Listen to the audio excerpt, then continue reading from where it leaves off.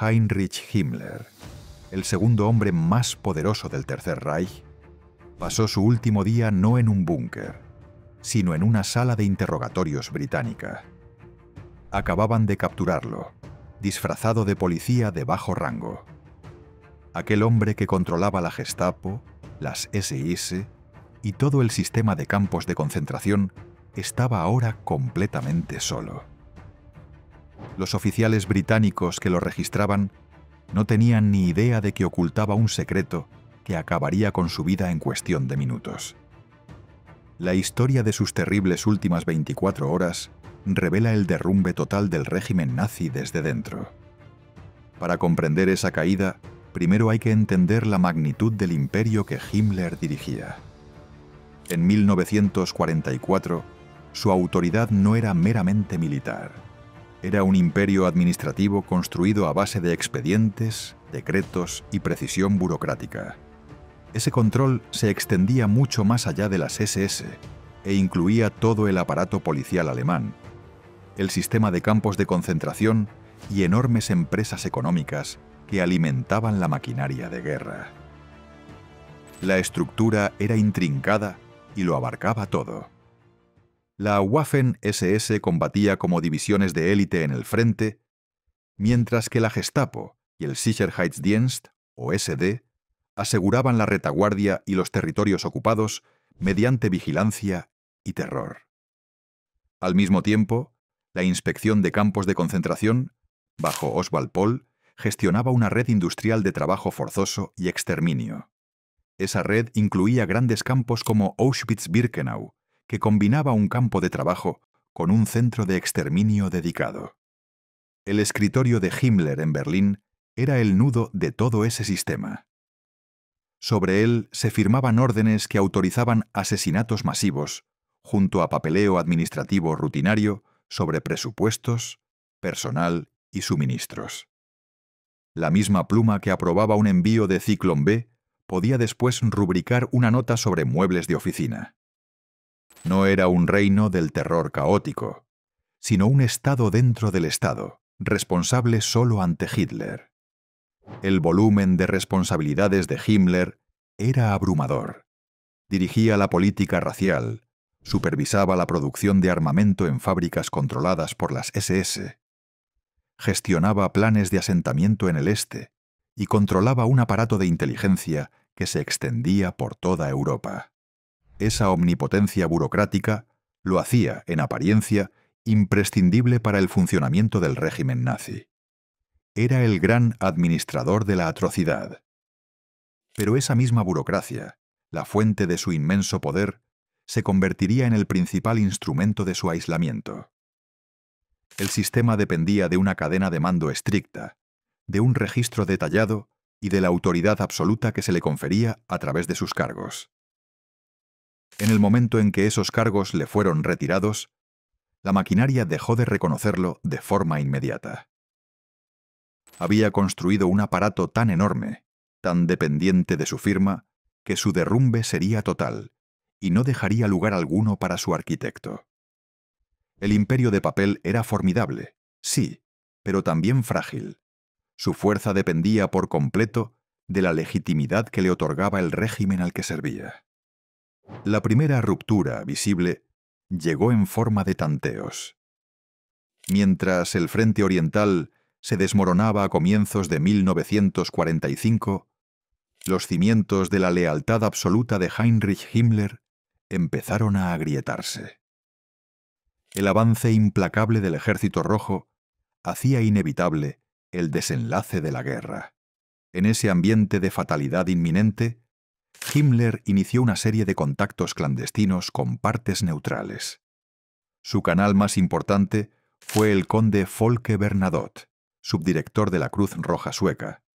Pero un paso clave anterior se produjo el 21 de abril de 1945, cuando Himmler recibió a Norbert Masur, representante del Congreso Judío Mundial, en Hohenlichen. El objetivo de estas comunicaciones era crudamente pragmático: negociar una paz separada con los aliados occidentales que excluyera explícitamente a la Unión Soviética. Esta iniciativa representaba una traición profunda a la doctrina de guerra total de Hitler. Durante años, Himmler había sido el ejecutor más leal del régimen, el guardián de su pureza ideológica.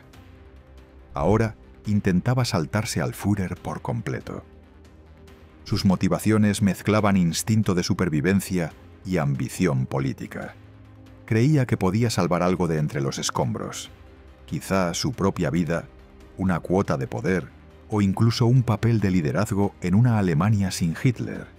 Veía el final de la guerra no solo como una catástrofe, sino también como una oportunidad. La primera reunión con Bernadotte tuvo lugar el 22 de abril de 1945 en Hohenlichen, la clínica privada al norte de Berlín donde Himmler residía entonces. Una segunda reunión, más larga, siguió los días 23 y 24 de abril en Lübeck. En esas conversaciones, Himmler se presentó como un líder pragmático capaz de controlar la situación. Como gesto de buena voluntad, autorizó la liberación de prisioneros mediante la operación de los autobuses blancos, que evacuó aproximadamente a 20.000 internos, muchos de ellos escandinavos, de los campos del norte. Fue un movimiento calculado, pensado para demostrar autoridad y capacidad de acción humanitaria. Pero estas maniobras diplomáticas eran vacilantes y contradictorias. Mostraban a un hombre atrapado entre dos fuerzas inamovibles. A un lado, un Führer fanático que jamás admitiría una rendición. Al otro, unos aliados occidentales comprometidos pública y privadamente con la rendición incondicional. Desde el principio, la posición de Himmler como posible negociador era insostenible. Era el arquitecto del Holocausto, un planificador central del genocidio. Para los líderes aliados, no era un socio para la paz, sino un acusado principal en los juicios que ya daban por descontados. Himmler estaba jugando una partida para la que no tenía cartas válidas. Su ambición de suceder a Hitler solo hacía más evidente la inutilidad de sus esfuerzos. Interpretó mal la realidad política, creyendo que su control administrativo podía transformarse en poder de negociación a escala internacional. Ese error tuvo consecuencias inmediatas. La noticia de su traición se difundió rápidamente por canales diplomáticos y mediáticos, y no tardaría en llegar al búnker. Lo que vino después le arrancaría los cargos que lo definían y pondría su propia maquinaria en su contra. La noticia de la traición de Himmler llegó a Hitler en el búnker de Berlín el 28 de abril de 1945. La fuente fue un informe de Reuters emitido por la BBC que detallaba las negociaciones secretas de Himmler con los aliados occidentales. Esta revelación pública de una traición privada provocó una reacción inmediata y brutal del Führer. En el ambiente claustrofóbico del búnker, rodeado por el derrumbe final de su régimen, la furia de Hitler fue apocalíptica. Declaró a Himmler traidor. En una serie de órdenes dictadas con rabia, Hitler despojó a Himmler de todos sus cargos oficiales. Eso incluía sus identidades principales: Reichsführer SS, jefe de la policía alemana y ministro del Interior. También lo destituyó del mando militar del grupo de ejércitos Vístula. Para un hombre cuya existencia entera era sinónimo de esos títulos, aquello fue una ejecución simbólica. La orden formal de destitución le fue entregada por escrito, un corte burocrático que anulaba su autoridad con el simple trazo de una pluma. Himmler se convirtió en un proscrito dentro del mismo régimen que había ayudado a diseñar y construir. La máquina administrativa que había controlado durante años se volvió de inmediato contra él. La vasta red de las SS, la Gestapo y el aparato policial ya no le obedecía. De hecho, ahora tenían la orden de detenerlo. Ya no era el segundo hombre más poderoso de Alemania. Era un fugitivo con precio a su cabeza, perseguido por el sistema que él mismo había creado. Ese momento cortó su último vínculo oficial con el Reich que se desplomaba. El arquitecto quedaba sin hogar, expulsado de la estructura que había pasado más de una década levantando. El vacío de poder que dejó su caída contribuyó directamente a la desintegración final de la autoridad nazi. Las SS, sin su líder, empezaron a fragmentarse. Algunas unidades siguieron luchando con determinación fanática. Otras simplemente se disolvieron o buscaron rendirse. La respuesta de Himmler a su destitución fue un intento desesperado de esquivar las consecuencias. Huyó a Flensburg, en el norte de Alemania, donde operaban los restos del gobierno de Dönitz. Allí emprendió una transformación física que subrayaba su caída total en desgracia. Se afeitó su bigote característico, se puso un parche en el ojo y cambió el uniforme negro de las SS por la guerrera gris verdosa de un sargento de la policía militar. El contraste con el hombre que había exigido obediencia absoluta era brutal. Ahora intentaba desaparecer en el caos de una nación derrotada, una figura solitaria tratando de dejar atrás la sombra de su propio imperio. La maquinaria del Estado había expulsado a su principal ingeniero. A la deriva, tras su destitución formal, Heinrich Himmler se unió al inmenso flujo de refugiados y soldados derrotados que huían hacia el norte. Su tarea inmediata era desaparecer por completo. Reunió a un pequeño grupo de ayudantes de confianza, entre ellos su oficial administrativo personal, el doctor Rudolf Brandt, su cirujano jefe, el profesor Karl Gebhardt y su asistente personal Joseph Kiermaier. Ese séquito cuidadosamente seleccionado tenía la misión de protegerlo y de guiarlo a través del peligroso paisaje de un territorio ya controlado por los aliados. Se deshizo del icónico uniforme negro de las SS que había definido su imagen pública durante más de una década. En su lugar, se puso el uniforme gris verdoso de un sargento de la Feldgendarmerie. Adoptó el nombre de Heinrich Hitzinger, respaldado por un conjunto de documentos falsificados. Esos papeles lo identificaban como ex-sargento de una compañía especial blindada, adscrita a la policía secreta de campaña, y oficialmente desmovilizado el 3 de mayo de 1945. La historia de cobertura era un riesgo calculado, porque los miembros de la policía secreta de campaña también estaban sujetos a detención automática, pero estaba pensada para ayudarle a mezclarse con las masas de soldados licenciados. La transformación física fue meticulosa. Se afeitó el bigote de cepillo, un rasgo central de su imagen pública. Llevaba un parche sobre el ojo izquierdo y cargaba un equipo sencillo de soldado. El hombre, que había exigido obediencia absoluta, ahora intentaba volverse invisible, fundirse con las filas anónimas de una nación rota. Era más que un simple cambio de ropa. Representaba un desmoronamiento psicológico profundo. El Reichsführer SS había desaparecido. En su lugar quedaba el sargento Hitzinger. Ahora dependía por completo de los mismos sistemas de movimiento y engaño que había creado para controlar a los demás. Durante años, su aparato había fabricado identidades falsas, controlado permisos de viaje y vigilado poblaciones enteras. Ahora, su supervivencia dependía de un único juego de documentos falsificados que le permitiera pasar desapercibido. La ironía era brutal. Por primera vez desde su ascenso al poder, no mandaba él. Era un pasajero en su propia huida, y su seguridad quedaba en manos de la lealtad de sus ayudantes y de la calidad de sus falsificaciones. El grupo avanzó con cautela, evitando los grandes controles donde sus papeles podrían ser examinados con más detalle. Recorrieron la campiña del norte de Alemania, un paisaje atascado por los restos humanos de un imperio derrumbado. Cada encuentro con una patrulla británica o un puesto de control era una prueba para su disfraz. Los documentos falsos, aunque parecían convincentes a simple vista, tenían fallos que un ojo entrenado podía detectar. Los sellos y cuños, aunque estaban muy bien copiados, no eran perfectos. Y aquella falsificación meticulosa acabaría convirtiéndose en el instrumento de su captura. Los soldados británicos tenían órdenes de detener a todos los miembros de las SS y del SD, incluidos los suboficiales. La identidad de Hitzinger, que situaba a su portador en la órbita del Sicherheitsdienst, lo convertía en un objetivo prioritario, no en un civil plausible.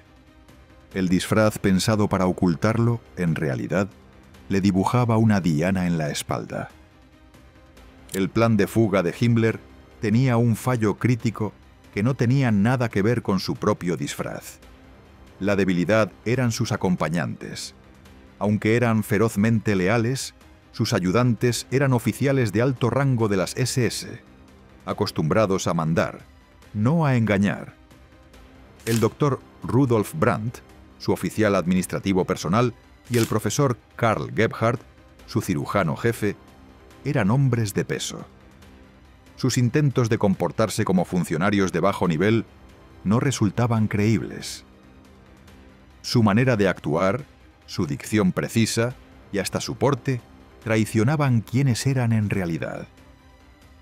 Se movían con una autoridad que no encajaba con sus humildes historias de cobertura. Los documentos falsificados que llevaban eran otro punto de fracaso. Aunque los papeles de Heinrich Hitzinger y los demás podían colar en una revisión superficial, no resistían un examen experto. Los sellos y cuños, por muy bien replicados que estuvieran, no eran facsímiles perfectos de los oficiales. Un ojo entrenado notaría diferencias en la tinta, en la presión del sello o en la tipografía. Además, la propia historia de cobertura era arriesgada. El alias de Himmler lo identificaba como miembro de la Policía Secreta de Campaña, una organización cuyos integrantes también estaban sujetos a detención automática por parte de los aliados. El disfraz destinado a ocultarlo, en realidad, lo colocaba de lleno dentro de la categoría de personal que los británicos estaban cazando activamente. El grupo avanzó con cautela por la campiña del norte de Alemania, evitando deliberadamente los controles principales donde sus documentos podrían recibir un examen más riguroso. Viajaban en un pequeño convoy, pegados a carreteras secundarias, pero la red se estrechaba. Las unidades de inteligencia militar británica estaban realizando barridos sistemáticos por la región, buscando específicamente a objetivos nazis de alto valor. Tenían listas con nombres y descripciones. El caos de la rendición ofrecía cobertura, sí, pero también convertía en sospechoso a cualquier grupo de hombres que intentara pasar desapercibido. La profesionalidad misma del ejército británico, al que Himmler había estudiado durante años como un enemigo formidable, se convirtió ahora en su mayor amenaza personal. Sus procedimientos para procesar a los millones de militares alemanes que se rendían eran metódicos y exhaustivos. Estaban entrenados para detectar incoherencias, cuestionar relatos e inspeccionar identificaciones con mirada escéptica.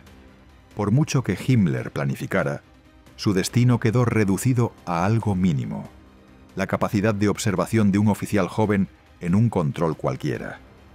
El éxito de toda su huida dependía de una sola interacción fugaz con un soldado que no tenía ni idea del premio que se encontraba delante. El sistema al que había esquivado durante días estaba a punto de activarse. En la mañana del 21 de mayo de 1945, el pequeño grupo fue detenido en un control británico cerca de Bremervörde. El puesto estaba atendido por soldados de la 51ª División Highland, situados junto a un puente para controlar el flujo de refugiados y tropas rendidas. Su tarea era filtrar y examinar, con órdenes específicas de detener automáticamente a cualquier miembro de las SS o criminal de guerra. El lugar era un molino, que funcionaba como oficina temporal, atendido por soldados vigilantes que habían combatido apenas unas semanas antes. La primera inspección de los tres hombres fue rutinaria. Presentaron sus papeles de desmovilización, documentos estándar emitidos a soldados alemanes tras la rendición. Pero su comportamiento levantó sospechas de inmediato. El hombre que se identificaba como el sargento Heinrich Hitzinger parecía menudo y delgado, y llevaba un llamativo parche negro en el ojo. Sus dos compañeros se mostraban excesivamente pendientes de él, con una atención y una actitud que no encajaban con soldados oficialmente licenciados. Esa discrepancia entre la historia humilde que contaban y la ansiedad evidente que mostraban hizo que los revisaran con más detenimiento. Las tropas británicas estaban especialmente alertas ante documentos falsificados, una táctica habitual de miembros de las SS que intentaban eludir la captura. Al examinar los papeles del hombre que decía ser Hitzinger, detectaron un sello familiar. Era el mismo que habían visto en otras tarjetas de identidad falsificadas. Ese detalle convirtió un control rutinario en un posible hallazgo de inteligencia. Los soldados decidieron que esos hombres merecían una investigación más a fondo en una instalación más segura. Aún no los trataron como objetivos de alto valor, sino como sospechosos que debían pasar por el procesamiento estándar. El grupo fue separado y trasladado a un centro de filtrado en Lüneburg. Ese traslado marcó el primer despegue real del disfraz. Himmler ya estaba completamente dentro del sistema militar británico, una pieza más en su maquinaria de procedimiento. No recibió un trato especial. Era solo un detenido más entre miles. El inmenso poder que había ejercido sobre la vida y la muerte durante años no le ofrecía ahora ninguna protección. Su destino quedaba en manos de la eficiencia metódica e impersonal de la burocracia de un ejército vencedor. Estaba a merced de un procedimiento militar estándar diseñado para ordenar la masa caótica de personal rendido. En ese momento el sistema no lo buscaba específicamente a él, pero estaba calibrado para detectar anomalías. Las mismas cualidades que habían hecho tan leales a sus ayudantes, su rango alto y su instinto protector, los habían vuelto demasiado visibles. Los documentos falsos, que debían ser su billete hacia la libertad, se convirtieron en la prueba que activó su detención. El control de Bremerbörde no fue un enfrentamiento dramático, sino el resultado lógico de un proceso que Himmler ya no podía controlar.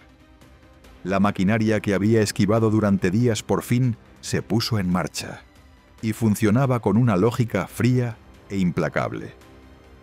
En Lüneburg, el procesamiento rutinario dio paso a un interrogatorio formal. Los 3 detenidos fueron llevados al campo de internamiento civil número 031, donde el capitán Thomas Sylvester, oficial superior de inteligencia, supervisaba el filtrado. Himmler había pasado por varios puntos de retención tras el control, y ahora entraba en un sistema más estrecho. La sospecha de Bremerbörde dejaba de ser una nota en un expediente. Era un caso. Separaron a los hombres y los interrogaron individualmente. Compararon sus relatos línea por línea. La figura silenciosa del parche en el ojo atrajo la mayor atención. Sus compañeros tenían dificultades para sostener sus coberturas. Su vocabulario, su postura y esa deferencia cuidadosamente medida delataban rango, no una reciente desmovilización. El hombre que se hacía llamar Heinrich Hitzinger se mantuvo sereno y escueto en sus respuestas, pero los papeles que llevaba no superaron una segunda revisión. Bajo un examen más minucioso, las falsificaciones mostraron las costuras. Los sellos resultaban familiares porque coincidían con patrones de falsificación ya conocidos. La textura del papel y las tipografías se apartaban de las auténticas. Los detalles se desmoronaban bajo la lupa de ojos entrenados. El capitán Sylvester pasó a una prueba directa. Ordenó al prisionero que se quitara el parche del ojo y las gafas. El rostro que apareció, pómulos marcados, entradas pronunciadas, una mirada fría, encajaba con las fotografías conocidas por todos los oficiales británicos allí presentes. El bigote afeitado y el uniforme gris verdoso sucio no podían borrar el parecido esencial. La confirmación llegó por 2 vías a la vez.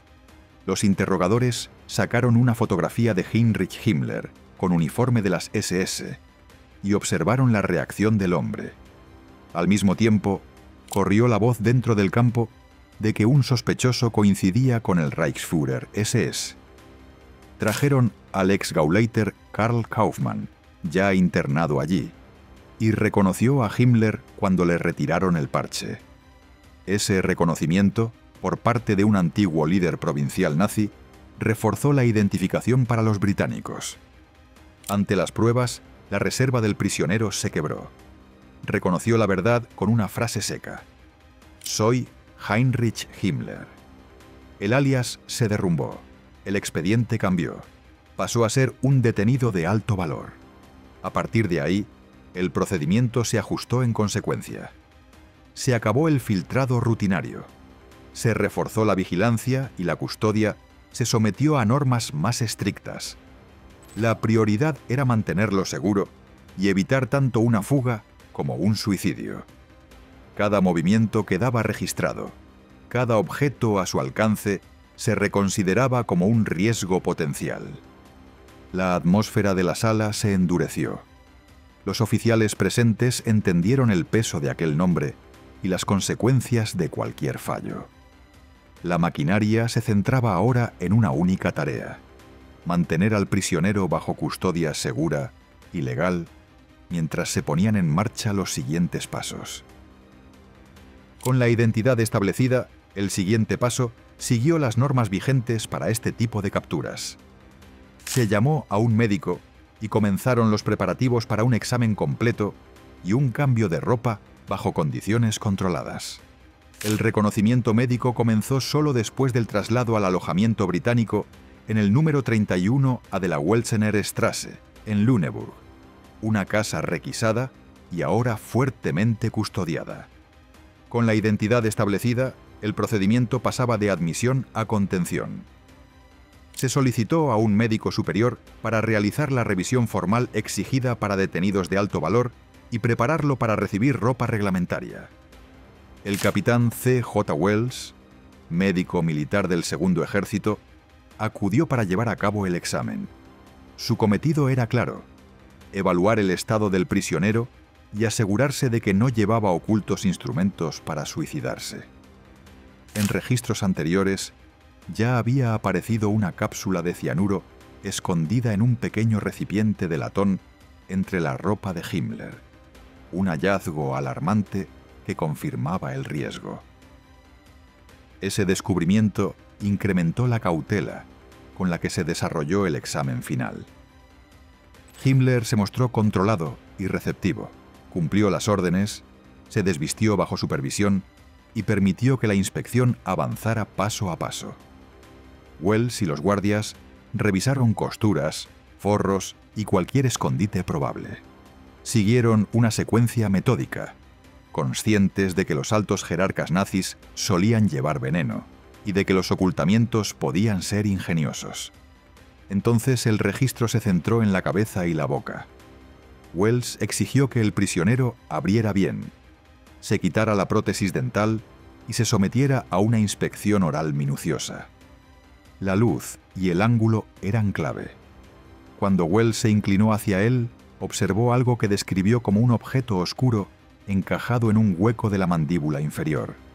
No era una simple mancha. Estaba colocado donde un fragmento podía quedar incrustado y fuera de la vista en una revisión superficial. Wells reaccionó de inmediato. Intentó desalojar el objeto con un dedo y con un instrumento. En ese instante, el prisionero se sacudió, apretó la mandíbula y mordió. El vidrio se quebró. El sabor y el olor que siguieron lo dijeron todo: cianuro potásico.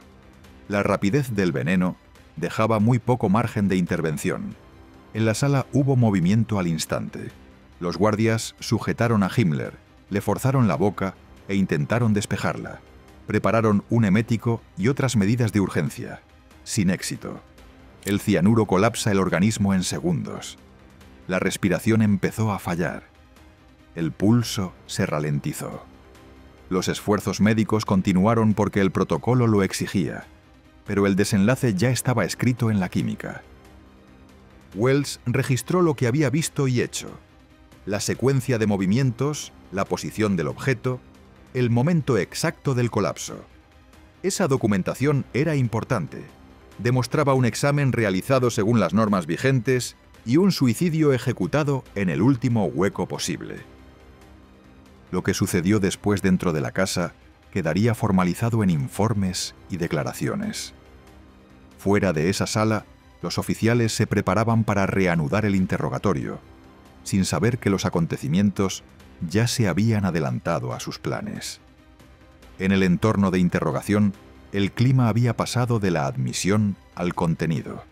Los británicos pensaban presionarlo para obtener nombres, estructuras y crímenes, y lo llevaban hacia ahí. El interrogatorio final, tal y como lo concebían los oficiales, en realidad nunca llegó a empezar. La identificación había desplazado el proceso hacia la contención y el traslado, y Himmler fue llevado bajo escolta a una casa requisada en Lüneburg, 31 Welsener Straße, descrita por los británicos como una casa para fines especiales. Allí, con mayor seguridad y procedimientos formales, se prepararon los pasos previos a cualquier interrogatorio de fondo. Las prioridades británicas eran claras: asegurar al prisionero, eliminar oportunidades de autolesión y documentar su estado. El coronel Michael Murphy coordinó con el capitán Thomas Sylvester la custodia y los siguientes pasos, pero el protocolo exigía un reconocimiento médico completo antes de asignarle ropa reglamentaria y de continuar con el interrogatorio. Esa tarea recayó en el capitán C.J. Wells, del Segundo Ejército, llamado para llevar a cabo la inspección final y detallada. Himmler entró en la sala tranquilo y obediente. Se desvistió bajo supervisión y se sometió a un registro sistemático. Antes ya habían encontrado una cápsula de cianuro en un pequeño recipiente de latón cosido a su ropa. Prueba de intención y advertencia clara de que había que extremar la cautela. Wells y los guardias trabajaron con método, conscientes de que los altos mandos nazis a menudo ocultaban más veneno. El reconocimiento se centró en la cabeza y la boca. Wells ordenó que se quitara las gafas y la prótesis dental, y luego usó la luz y una observación cercana para revisar la cavidad oral. En la mandíbula inferior vio un objeto oscuro junto a la línea de la encía, encajado en un punto donde podía esconderse con facilidad. Se dispuso a extraerlo. Lo que ocurrió después se midió en segundos. Himmler dio un tirón, apretó los dientes y mordió. Se oyó un chasquido seco de vidrio. El aire de la habitación se impregnó del olor a almendras amargas asociado al cianuro potásico. Wells reaccionó al instante y los guardias se lanzaron sobre él, pero la química fue más rápida que cualquier intención. El cianuro interrumpe la respiración celular al bloquear la citocromo C-oxidasa. Las células del cuerpo dejan de poder utilizar el oxígeno. El colapso llega a una velocidad brutal. Los intentos de contramedidas empezaron de inmediato, incluso cuando los signos del envenenamiento eran inequívocos. Manos forzando la mandíbula, esfuerzos por limpiar la boca, gritos pidiendo equipo por el pasillo, pero el intervalo entre la mordida y el fallo sistémico se contaba en respiraciones. Comenzaron las convulsiones, el tono de la piel cambió, la respiración luchó, y luego se apagó. Los oficiales presentes comprendieron el peso de aquel nombre y el enorme golpe que suponía para la justicia, pero el protocolo marcó cada acción: registrar la secuencia, mantener la asistencia, asegurar la escena. Wells anotó la hora y las circunstancias, dejando constancia de un suicidio ejecutado durante una inspección médica reglamentaria. En esa sala, la intención de interrogar se convirtió en una crisis de segundos. El olor quedó flotando. Todo se redujo al cuerpo en el suelo y a unas manos intentando revertir lo irreversible. Los siguientes momentos estarían definidos por la reacción, no por las preguntas. Los oficiales británicos reaccionaron de inmediato al sonido del vidrio al romperse, pero llegaron tarde.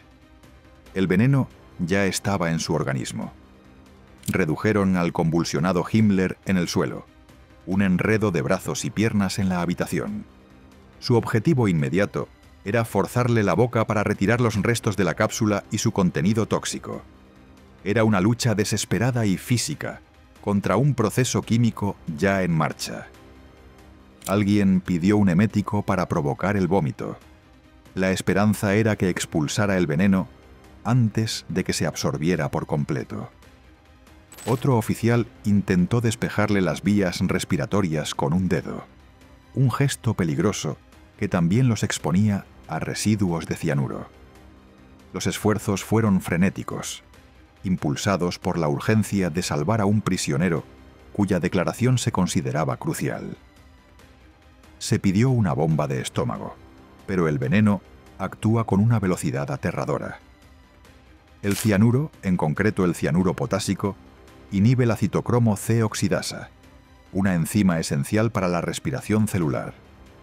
En la práctica, asfixia el cuerpo desde dentro, impidiendo que las células utilicen el oxígeno. El cuerpo de Himmler quedó sacudido por convulsiones violentas mientras su sistema nervioso empezaba a apagarse. La falta de oxígeno a nivel celular provoca un fallo generalizado muy rápido. Su piel debió adquirir un tono azulado, una condición conocida como cianosis. El olor característico a almendras amargas, un sello del envenenamiento por cianuro, impregnó la sala. Ese olor se produce cuando el compuesto reacciona con la humedad del aire. En cuestión de minutos, las convulsiones cesaron. Heinrich Himmler estaba muerto. La hora oficial quedó registrada como las 23:14 del 23 de mayo de 1945. El hombre que había supervisado la muerte sistemática de millones se había reservado para sí un final rápido y clínico. Su muerte no fue una agonía prolongada, sino una conclusión fulminante. Había conseguido evitar el espectáculo público de los juicios de Nuremberg y la horca que, sin duda, lo esperaba. La silla vacía reservada para él en los procesos posteriores se convertiría en un símbolo poderoso de su huida de la rendición de cuentas judicial. La última autoridad que ejerció fue sobre su propia vida. Ese acto fue la expresión final del control que había perseguido durante toda su carrera. Al final, su poder se redujo a una sola decisión egoísta. Los soldados británicos se quedaron con un cadáver, el olor a almendras en el aire y la cruda realidad de lo ocurrido. Su gran captura de inteligencia terminó en un fallo de seguridad con consecuencias fatales. El caos de la sala se diluyó, sustituido por un silencio atónito. Los intentos desesperados por salvarlo dieron paso a las exigencias del protocolo tras una muerte bajo custodia. La prioridad pasó del interrogatorio al aseguramiento de la escena y la documentación del suceso. El cuerpo de uno de los hombres más buscados de la historia yacía ahora en el suelo, convertido en un trámite que debía procesarse. Los oficiales que habían forcejeado con él tuvieron que asumir que su cautivo de alto valor se les había escapado para siempre, negándole al mundo un relato completo de sus actos y del sistema que había dirigido. La frialdad clínica de su suicidio contrastaba de forma brutal con la violencia industrial que había administrado a tantos otros. Las autoridades británicas actuaron con rapidez para confirmar la identidad del cadáver y documentar la causa de la muerte. El capitán Herschel Rumbelow, un patólogo con experiencia, realizó una autopsia detallada. El procedimiento confirmó la muerte por envenenamiento con cianuro. El informe oficial señalaba la presencia de un pequeño fragmento de cápsula de vidrio azul atrapado entre los dientes de Himmler y el característico olor a almendras amargas. La causa de la muerte quedó registrada como suicidio. Se retiraron partes del cuerpo para un examen adicional. Se extrajo una sección del cerebro y se envió a un especialista para su análisis. El objetivo era buscar cualquier anomalía fisiológica que pudiera ofrecer una explicación médica de sus actos. Los resultados de ese examen se perdieron más tarde, lo que añadió un matiz de misterio al destino final de sus restos. También se hizo una máscara mortuoria, un molde de yeso que preservaba los rasgos exactos del hombre más buscado de Europa, con fines históricos y de identificación. Luego se preparó el cuerpo para el entierro, pero los británicos se enfrentaron a un dilema importante. No querían que su tumba se convirtiera en un santuario para simpatizantes nazis. Un entierro público estaba descartado. Se decidió deshacerse del cuerpo con el máximo secreto. El objetivo era borrar su presencia física del paisaje y negar a sus seguidores cualquier lugar de veneración. Bajo la cobertura de la noche del 24 de mayo de 1945, el cuerpo de Himmler fue envuelto en una red de camuflaje y trasladado a un lugar apartado en la Landes de Lüneburg. El punto exacto fue elegido al azar por el pequeño destacamento encargado del entierro. El grupo estaba formado por 2 oficiales de inteligencia y varios soldados. Usaron palas del ejército para cavar una fosa en la arena blanda de la zona. El lugar quedó sin marcas y se eligió deliberadamente por su anonimato. El entierro se realizó con eficacia militar. No hubo ceremonia ni palabras sobre el cuerpo. Fue enterrado con el sencillo uniforme del ejército británico que llevaba en el momento de morir. Se tapó la fosa y se restauró el terreno con cuidado para devolverlo a su estado natural. Los soldados arrastraron las botas sobre la tierra para eliminar cualquier señal de excavación reciente. La ubicación exacta solo la conocían los pocos hombres presentes y recibieron órdenes de mantenerla en secreto. Los restos físicos de Heinrich Himmler quedaron, en la práctica, borrados del mapa. El mando militar británico dio el asunto por cerrado. Habían confirmado su muerte, documentado la causa y eliminado el cuerpo de un modo que evitaba futuras complicaciones políticas.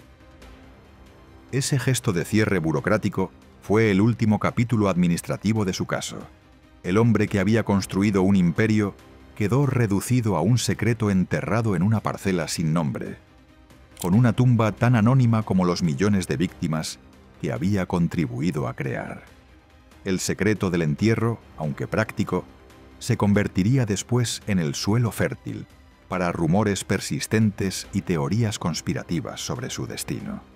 La ausencia de una tumba pública alimentó las especulaciones durante décadas, pero el registro histórico es claro. Su recorrido no terminó con un ajuste de cuentas público, sino con un entierro clandestino en una landa solitaria.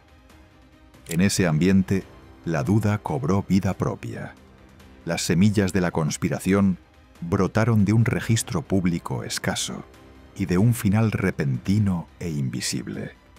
El secretismo en torno al entierro de Heinrich Himmler, combinado con la retirada de partes del cuerpo durante la autopsia, creó un terreno perfecto para la especulación. Casi de inmediato tras el anuncio oficial de su muerte, circularon rumores de que había escapado. La ausencia de una tumba pública o de pruebas fotográficas de su cadáver alimentó esas dudas.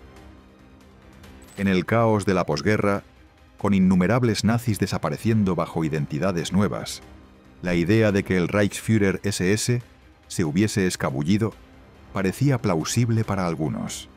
Una afirmación persistente sugería que habían capturado y matado a un doble en su lugar. Quienes defendían esa versión señalaban el poco tiempo transcurrido entre la identificación y la muerte, y sostenían que los oficiales británicos habían sido engañados por un parecido razonable. Otros se centraban en las partes del cuerpo desaparecidas, sobre todo secciones del cerebro y elementos del esqueleto retirados durante la autopsia y luego perdidos en el registro archivístico. Cuando el cuerpo fue exhumado para un segundo examen en 1946, se informó de que faltaban la mayoría de los dientes, lo que complicaba la comparación dental y añadía otro punto de sospecha para quienes ya estaban predispuestos a no creer el relato oficial. Estos elementos, secretismo, restos perdidos y un registro visual escaso, se convirtieron en el motor central de la conspiración. Recuerdos posteriores, como contradicciones en declaraciones atribuidas a Werner Grothmann, ayudante de Himmler, añadieron más ruido que claridad. La memoria bajo presión se agrieta. Las cronologías se confunden. La literatura conspirativa trató esas incoherencias como pruebas y las tejió en relatos elaborados de fuga a Sudamérica o supervivencia bajo un alias en Europa. Los historiadores han abordado estas afirmaciones de forma directa. Los testimonios presenciales de los oficiales británicos presentes en Lüneburg son coherentes y creíbles. El rastro documental, desde la primera detención hasta la identificación, el traslado, el examen médico y la muerte, se conserva en archivos militares. La cadena de custodia del cuerpo, desde la autopsia hasta el entierro, puede seguirse a través de órdenes, informes y diarios. Donde hay lagunas, reflejan el desorden del momento más que una intención deliberada. La ausencia de fotografías respondía a una política destinada a evitar propaganda y martirio, no a un indicio de sustitución. La persistencia de los mitos dice menos sobre las pruebas y más sobre la psicología. Cuesta encajar la imagen de un arquitecto burocrático del terror con un final miserable y autoinfligido. Las teorías conspirativas le devuelven a Himmler un control que ya no tenía. Imaginan un último golpe maestro acorde con los sistemas que construyó. La verdad es más sencilla y más demoledora. No hubo una gran huida ni un engaño brillante. Un proceso rutinario lo identificó. Una inspección médica encontró su última arma. Y él la utilizó para evitar el ajuste de cuentas que lo esperaba. Lo que siguió a su muerte se desarrollaría no en secreto, sino a la vista de todos, donde el vacío que dejó su ausencia expondría la fragilidad de la estructura que había dirigido.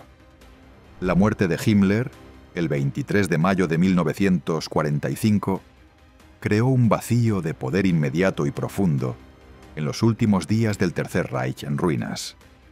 El gran almirante Karl Dönitz, a quien Hitler había nombrado sucesor en su testamento político, dirigía ahora lo que en esencia era un gobierno fantasma desde Flensburg, cerca de la frontera danesa. Esa administración no ejercía una autoridad real más allá de un perímetro cada vez más reducido. Su función principal era negociar la rendición de las fuerzas alemanas ante los aliados. La cadena de mando que Hitler había construido con tanto cuidado estaba rota. Las SS, el instrumento mismo del poder de Himmler, afrontaban ahora su propia disolución sin su líder. La organización se fragmentó. Algunas unidades de la Waffen-SS, en especial en el frente oriental, siguieron luchando con determinación fanática, temiendo la venganza soviética. Otras simplemente se disolvieron. Sus miembros se deshicieron de los uniformes e intentaron mezclarse con la población civil. Muchas se rindieron en masa a las fuerzas aliadas occidentales, esperando un trato más benévolo. La estructura de mando central, que había coordinado las acciones de las SS por toda Europa, dejó de existir. La maquinaria del terror que Himmler había supervisado se detuvo de forma abrupta. Con la cadena de mando rota y los ejércitos aliados avanzando, el sistema de campos de concentración fue liberado. El proceso no fue instantáneo, pero se produjo en las semanas anteriores y posteriores, a medida que las unidades aliadas iban encontrando los campos. El aparato administrativo que los gestionaba, traslados, órdenes, registro meticuloso, quedó en silencio. El imperio de papel quedó inválido ante la derrota militar. En los juicios de Nuremberg, que comenzaron en noviembre de 1945, la silla vacía donde debería haberse sentado Heinrich Himmler se convirtió en un símbolo poderoso y perturbador. Sus principales subordinados, hombres como Hermann Göring, Ernst Kaltenbrunner y Albert Speer, tuvieron que responder por un sistema que él había diseñado y dirigido. La acusación presentó una enorme cantidad de pruebas sobre su papel central, pero el hombre en cuestión no estaba allí. El tribunal no pudo interrogarlo, ni exigirle una rendición de cuentas personal. Su suicidio le negó al mundo un balance judicial completo de sus actos y su ideología.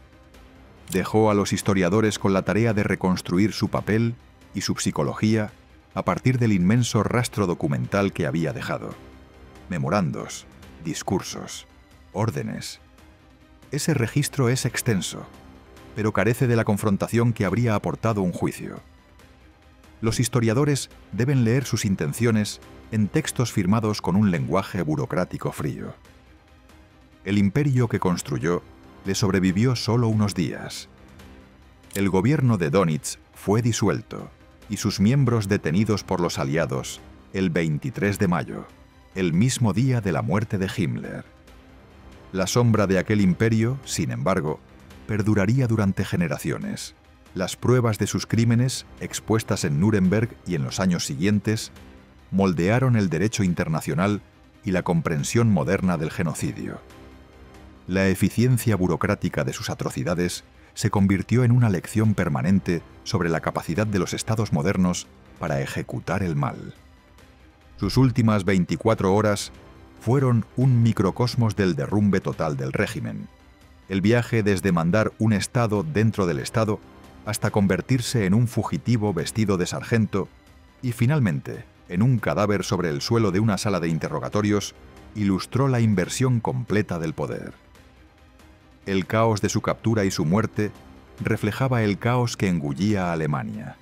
Fue una caída provocada no solo por la derrota militar, sino por el fracaso interno de un sistema basado en el terror y la lealtad absoluta, que se demostró frágil cuando su líder se volvió fugitivo.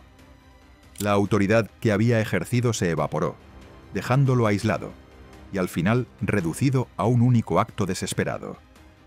La historia de Heinrich Himmler representa una de las inversiones de poder más tajantes de la historia. Su trayectoria no fue un declive gradual, sino una caída en picado desde una posición de autoridad casi absoluta hasta la impotencia total. Y ese arco se cerró no a lo largo de años, sino en el lapso de un solo día. El hombre que comandó un imperio de terror pasó sus últimas horas como prisionero, sometido a los mismos procedimientos burocráticos que había dominado. Ascendió al poder gracias a una comprensión meticulosa de la burocracia. Su autoridad no se basaba en el carisma, sino en expedientes, jerarquías y una ideología fanática. Construyó un Estado dentro del Estado, una máquina administrativa que gestionaba desde la Gestapo y los campos de concentración hasta grandes empresas industriales. Su poder estaba anclado en el papeleo y en la delegación precisa del terror. Exigía lealtad mediante un sistema de títulos y rangos que controlaba por completo. Sin embargo, el sistema que había construido contenía las semillas de su propia destrucción. Su fuerza dependía por completo de la legitimidad que le otorgaba el régimen nazi.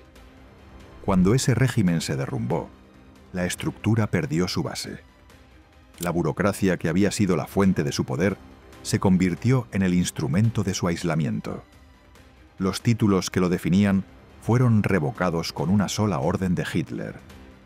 La máquina que él diseñó dejó de reconocer a su arquitecto. Su último día fue un deshilachado sistemático de ese poder. Un proceso de reducción. Despojado de sus cargos, pasó a ser un hombre sin despacho. Disfrazado de sargento común, se quitó de encima la identidad que le había dado autoridad.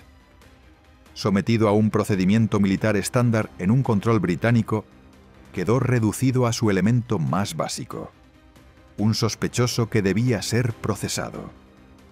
El sistema que había esquivado por fin se activó contra él, y lo hizo con una lógica fría e impersonal que no reconocía nada de su antigua categoría. La cápsula de cianuro fue su último recurso, la última solución burocrática ante un problema del que no podía escapar. En el mundo en el que se movía, el veneno era una herramienta de espionaje y una forma de salida controlada. Su uso era clínico y eficiente. No eligió una muerte de soldado ni una puesta en escena dramática. Eligió un método que reflejaba la naturaleza fría y administrativa de su dominio. Fue un acto de cierre.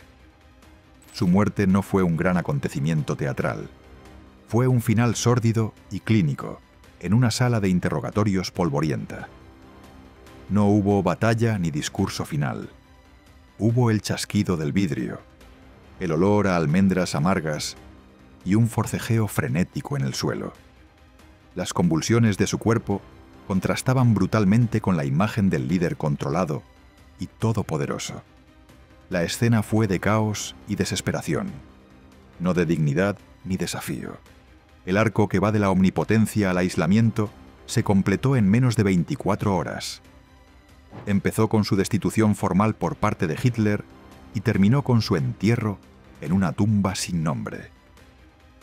Esta caída no fue provocada principalmente por sus enemigos, sino por el fracaso inevitable del sistema monstruoso que él mismo había creado. La lógica interna del régimen, su exigencia de lealtad total y su incapacidad para aceptar la derrota, se volvió contra él. Su destino fue una consecuencia directa del estado administrativo patológico que ayudó a construir y dirigir. La inversión fue total. El arquitecto fue destruido por su propio diseño. Las últimas 24 horas de Heinrich Himmler ofrecen una perspectiva única sobre el final del Tercer Reich. No fue solo una derrota militar, sino la implosión de un estado administrativo enfermo. Su viaje desde el poder absoluto hasta la muerte de un fugitivo revela la fragilidad de un sistema construido sobre el terror y la burocracia. Su suicidio le robó al mundo un ajuste de cuentas definitivo, dejando a los historiadores reconstruir su papel a partir del enorme rastro de papel que dejó atrás. Este periodo funciona como un microcosmos del colapso del régimen y muestra la desesperación y el fracaso final de sus arquitectos. Si esta historia te conmovió, te desafió o te ayudó a ver la Segunda Guerra Mundial de otra manera, sería un honor que te unieras a nuestra comunidad, que sigue creciendo. Suscribirte no es solo un clic, es una forma de apoyar historias más potentes, más voces olvidadas y más verdad del pasado. Así que, si crees que estas historias importan, dale a suscribirte y sigamos construyendo este viaje juntos. Y no te olvides de dejar un comentario. Leemos todos y nos encanta conocer tu opinión. Hasta la próxima. Sigue explorando la historia, sigue haciendo preguntas, sigue buscando la verdad.